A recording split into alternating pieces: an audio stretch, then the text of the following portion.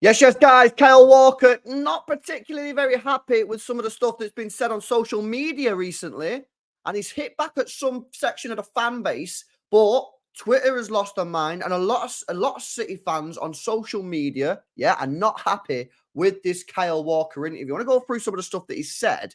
And then I'll give you my views on it. So this is what he said yesterday. He said, I get scrutinised, but it gives me fire to keep going. I've had a lot of criticism from the fans about being captain and how all the results are all my fault. But we're a team. In a team game, if we wanted to play a solo sport, I'd play tennis or golf. So, listen, has he had a lot of criticism about being captain? He's had some criticism about being captain. Some people are not particularly happy that in the 2-2 draw against Crystal Palace, Rico Lewis was sent to do the interview instead of Kyle Walker. A lot of people felt that Kyle Walker's the captain of the side. He should have gone and done the interview, which I understand. You shouldn't be throwing a 19-year-old going doing the interview when you just balls up a 2-0 lead. I get that. And how the results are all his fault. Are people saying that? Are people saying that all the results are all Kyle Walker's? I don't think anyone's saying that, to be honest with you. Well, some people are, but you got to ignore the people that are like go over the top. A lot of people are just saying, Kyle Walker, you've not been good enough this year. You've made mistakes. For me again, I go back to that Crystal Palace first goal. I thought it was unacceptable that you didn't sprint back and get back in position. I don't think anyone really properly saying all the games are all your fault that we're not winning. You know what I mean? And if you are saying that, then I don't think you are being particularly fair on Kyle Walker. He says, I feel that being the most experienced or one of the most experienced players and the Man City captain, I'm going to have to take that burden and I just carry it on the shoulders. Well, yeah, that's true. Do you know what I mean? Ilkay Gundogan got a lot of this stick earlier in the season last year before he went on to win the treble. It's what happens when you're captain. You know what I mean? You do have to take a lot of the burden. Harry Maguire was getting cooked for 3 years straight at Manchester United when he was the captain. This is kind of how it works.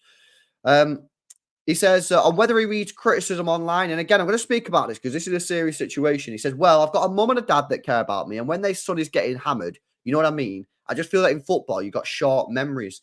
I remember going home in the car, and Jeremy Doku's coming, and he's on fire, and all of a sudden, Jack Grealish should be out of the team. Now, all of a sudden, Jack Grealish scores, and it's now keep him at the club. It is what it is, but that gives me motivation. Keep hammering me, and I'll just keep coming back. Okay, so this is where there's a fine line, and I always say the same thing on this. You're allowed to criticise players. You're allowed to criticise Kyle Walker. Otherwise, what we're doing, this ain't North Korea. You want to criticise a player, you don't think they've been good, criticise them. I'd do it. I criticise players. I think Kyle Walker should have been dropped. I think Ruben Diaz should have been dropped. Yeah? Otherwise, what's the point? Football's about giving your opinion. But there's a very fine line between giving your opinion on a player, criticising, and then just abusing a player. Yeah? And that's not right. You shouldn't be abusing anyone. Yeah, you shouldn't be abusing no one.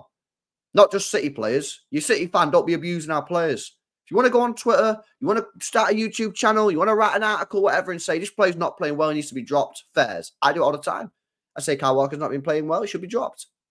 Ruben Diaz hasn't been playing well, he should be dropped. You can't really start abusing players, though. And that's the difference. Now, if Kyle Walker feels like he shouldn't be criticised, he's wrong.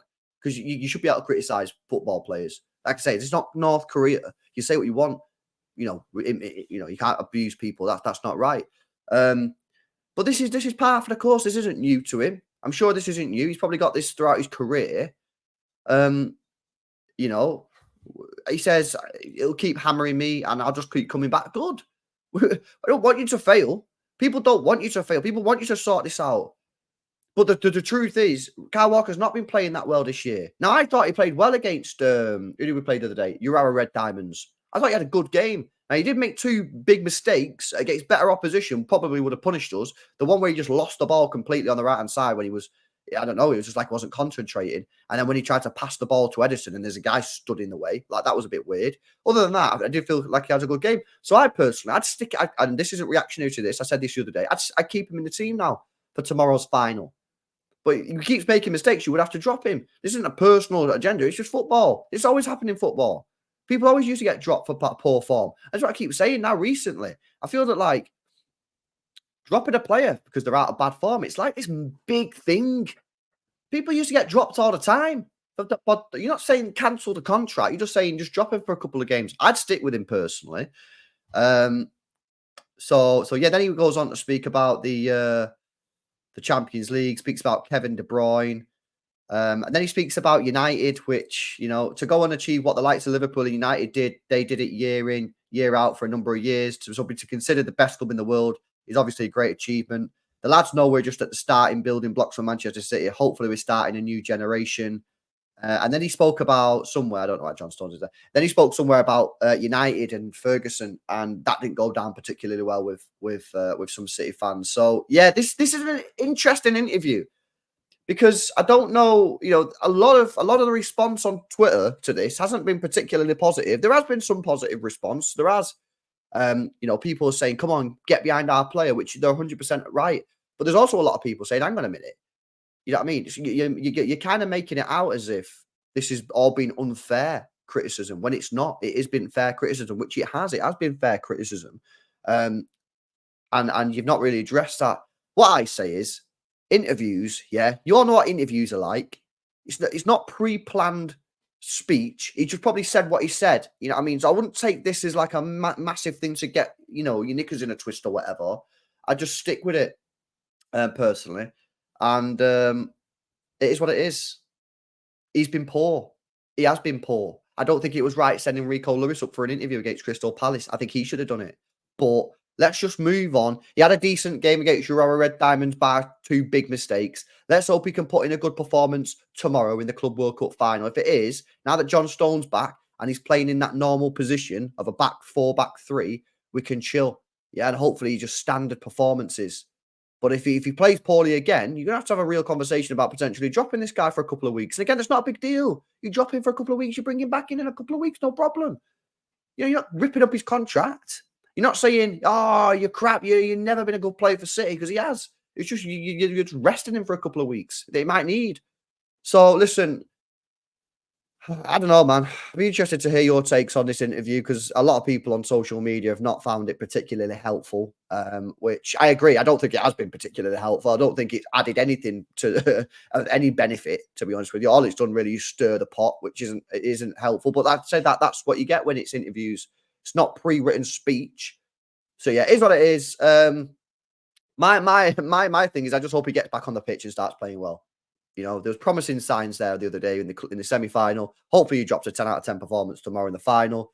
But yeah, listen, Kyle Walker, man. Yeah, ignore the abuse.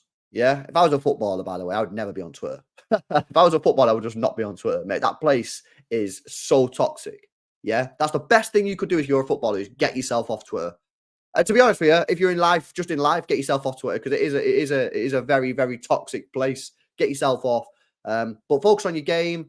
Let's get back to winning ways. Let's lift that trophy tomorrow. You're the captain, so you'll lift the trophy. And let's get back to winning. We need to win football matches. Guys, let me know your thoughts in the comment section below. Do you think this interview was helpful?